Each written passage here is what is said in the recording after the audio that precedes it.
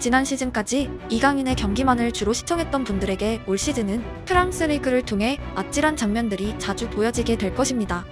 유럽에서 프랑스 리그왕이 가지고 있는 주요한 이미지 중 하나는 수비 축구, 또 다른 하나는 거친 태클입니다. 리그왕의 전투적인 수비는 근래의 분위기가 아니라 오래된 흔적입니다. 프랑스 리그 사무국은 1970년대 3골 이상 득점하고 승리한 팀에게 승점 1점을 추가로 주는 특이한 룰을 도입한 기억이 있습니다.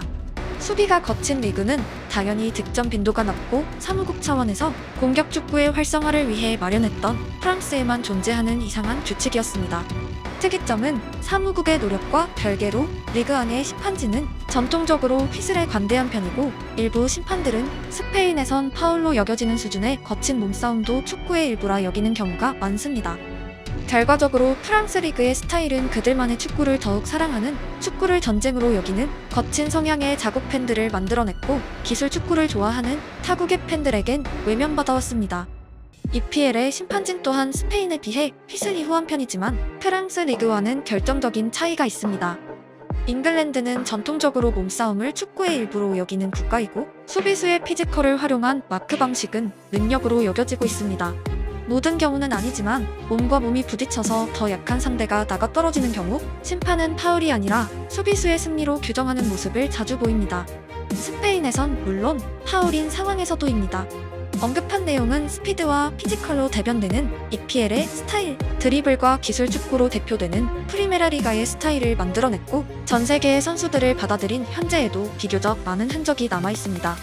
EPL과 프랑스 리그는 몸싸움에 비슷하게 관대한 편이지만 EPL에선 공을 노리고 들어가는 도전적인 태클이 실패해서 상대의 신체에 접촉되는 비율이 높다면, 프랑스 리그에는 전통적으로 막을 수 없다면 공이 아닌 발목을 노리는 태클을 구사하는 선수들이 대거 포진되어 있습니다.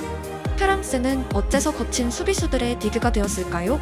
그럼에도 이강인의 프랑스 경험은 왜 이득일까요? 생떼띠엔에서 뛰었던 무쿠디는 프랑스 리그의 팀들이 사랑하는 전형적인 수비수의 체형을 가지고 있고, 프랑스 리그에서 데뷔하는 선수들의 보편적인 사연 또한 가지고 있습니다. 그는 191cm 96kg이라는 엄청난 피지컬을 보유하고 있습니다. 다른 리그에서 다소 낯설 수 있는 사이즈이고 축구보단 럭비에 더 적합한 특징을 가지고 있습니다. 프랑스의 봉디에서 태어난 무쿠디는 수많은 프랑스의 선수들처럼 카메룬 출신의 이민자 부모가 있습니다. 가난했던 집안에 줄 수 있는 유일한 반전은 자신의 성공이었고, 선택지는 크게 세 가지입니다. 하나는 마약, 총기가 포함된 범죄, 둘째는 공부, 셋째는 스포츠입니다. 무쿠디의 선택은 축구였습니다. 유소년팀에 합류한 무쿠디에게 주어진 포지션은 수비밖에 없었습니다. 그의 투박한 기술은 공격에 적합하지 않았고, 팀에는 작고 빠른 선수들이 넘쳤습니다. 그는 어릴 때부터 압도적인 피지컬로 빠른 공격수들을 몸으로 방어하란 특명을 받았습니다.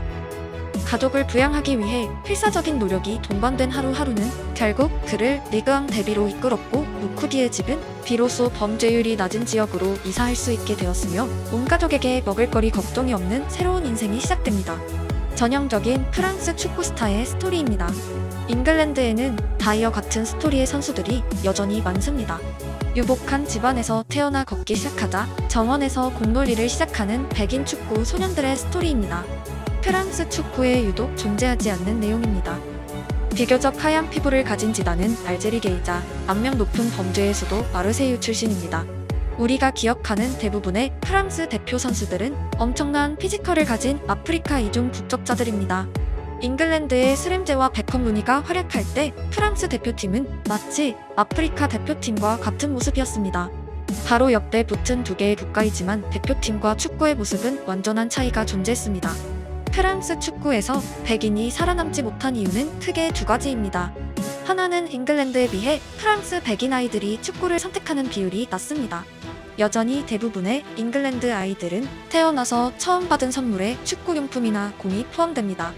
EPL의 관중석에는 거친 축구 팬들뿐 아니라 아이의 손을 잡고 방문하는 평범한 가족들이 대거 존재한다면, 프랑스 리그의 관중석에는 축구에 미친 건장한 청년들이 몰래 병맥주를 마시고 대마초를 피는 장면이 전국 어디에서나 펼쳐집니다. 가족의 비율이 EPL보다 낮습니다. 참고로 많은 프랑스 관중들은 작은 사이즈의 값싼 병맥주를 주머니에 몇 병씩 지참하는 경우가 많고, 입장 시 몸수색이 있지만 많은 지역에서 형식적으로 진행되며 하는 신임만 하고 그냥 입장을 시킵니다. 둘째는 그리즈만을 통해 알 수 있습니다. 모두가 아시는 대로 그리즈만은 프랑스가 아닌 스페인에서 데뷔했습니다. 그가 13살에 스페인으로 건너간 이유는 프랑스에서 7개의 팀에 입단을 지원했지만 작고 왜소하다는 이유로 모두 거절당했습니다. 대부분의 프랑스 아이들이 이쯤 되면 축구를 포기하고 다른 직업을 선택할 지점이었지만, 그리즈만은 전혀 다른 축구를 구사하는 스페인으로 떠났고 축구로 성공했으며 화려하게 프랑스 대표팀으로 돌아옵니다. 프랑스 대표팀의 그리즈만의 체형을 가진 백인은 역사상 리자라주 이후 거의 없었다는 것을 상기하면 극도로 희박한 확률입니다. 그리즈만이 입단할 팀이 없었다는 것은 유소년 무대에서부터 프랑스 팀들의 피지컬 선호를 알 수 있고, 비슷한 체격의 잉글랜드 유소년들이 크든 작던 전국 어디에서든 축구를 시작할 수 있다는 사실까지 상기하면 두 나라 인프라의 극단적인 차이 또한 알 수 있습니다. 결국 프랑스 축구의 성인 무대에 살아남은 선수들의 극단적인 예시를 크게 두 가지로 분류하면 음바페나 지단 같은 전 세계 어디서도 성공할 초특급 천재들, 그리고 그들을 육탄 방어할 피지컬이 좋은 선수들입니다. 1대1에서 축구는 본래 공격수가 유리한 종목입니다. 좌우 선택의 권한이 애초에 공격수에게 있기 때문입니다. 심지어 본래 속도의 차이가 명확한 상태에서 수비수가 공격수를 막기 위해선 아예 드리블을 시도할 엄두도 못 내는 거친 파울이 포함되었고, 일부 리그왕 수비수들에게 그것은 온 가족의 생존과 버글거리가 걸려있는 주제입니다. 공교롭게도 프랑스의 심판진들은 해당 사항에 오래도록 관대한 편이었고, PSG라는 국제적인 팀의 대두와 함께 논쟁거리가 되었습니다. 김민재가 현재 그토록 각광받는 이유는 그만한 스피드와 발밑 기술을 보유한 수비수는 전 유럽을 통틀어 흔치 않기 때문입니다. 그리즈만을 받아준 스페인에서 성장한 이강인이 만날 프랑스 축구는 그리즈만을 처음부터 거부한 곳입니다. 똑같은 공을 두고 버리는 스포츠지만 그 색깔은 분명한 차이점이 있습니다. 네이마르는 스페인에서보다 프랑스에서 경기당 평균 1회 이상 더 많은 파울을 당하고 있고, 2017년부터 2020년까지 무려 15번 부상당했습니다. 프랑스의 휘슬이 스페인보다 덜 불린다는 걸 상기하면 압도적인 차이입니다.